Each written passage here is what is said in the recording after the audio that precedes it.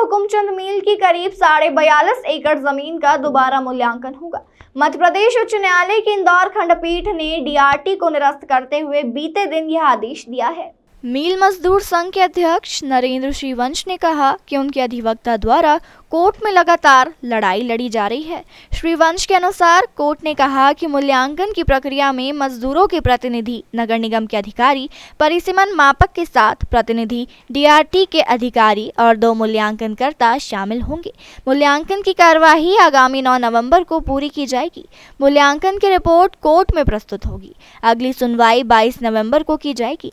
आपको बता दें, शहर का हुकुमचंद मील 22 दिसंबर 1991 को बंद हो गया था, जिसके बाद से मील के 6000 मजदूर और उनके स्वजन अपने हक के लिए भटक रहे हैं।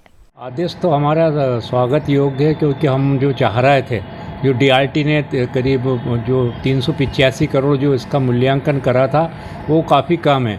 हमारा डीआरटी का विरोध नहीं था, हमारा डीआरटी से निवेदन था कि ये जो मूल्यांकन कराया है ये गलत है।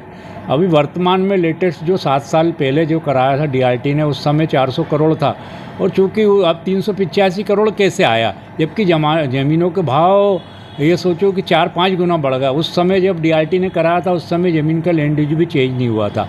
क्योंकि अब लैंड यूज चेंज हो गया, कमर्शियल और उद्योग दोनों हो गया, उद्योग से कमर्शियल और रहवासी दोनों हो गए, तो ये ज़मीन की कीमत वैसे ही ऑटोमेटिक 10 गुना बढ़ गई है। तो डीआरटी से और न्यायालय से हमारा निवेदन था कि इस पर फिर से वैल्यूएशन हो जाए, और उस वैल्यूएशन में ऑफिसर, लिक्विडेटर और यूनियन प्रतिनिधि को शामिल किया जाए। जो कल जज साहब ने जो फैसला दिया है, सुनाया है, डीआरटी के मुख्य अधिकारी जो भी हैं वहाँ पे वो रहेंगे, उस दिन 9 नवंबर को आएंगे।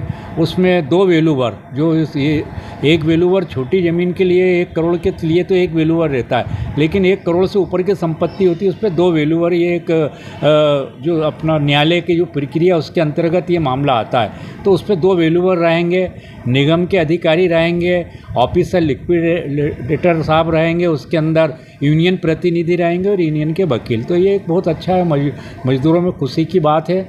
बीच में एक आया था समाचार पत्र में कि कुछ सरकार कुछ कर रही है निगम के माध्यम से, माननीय महापौर जी से भी मिले थे, लेकिन वो निगम के वकील 4 महीने पहले बोल चुके हैं न्यायालय के अंदर कि निगम पैसा देना चाहता, सरकार पैसा देना चाहता। तो हमारा उनसे भी जज साहब के सामने वकील साहब पवार साहब ने भी बात रखी कि आप देना चाहते हो तो राइटिंग में दो, ताकि उस पर बहस हो के और मजदूरों को न्याय मिले। तो हमारा ये है कि 30 साल हो गए हैं, अब हो जाए।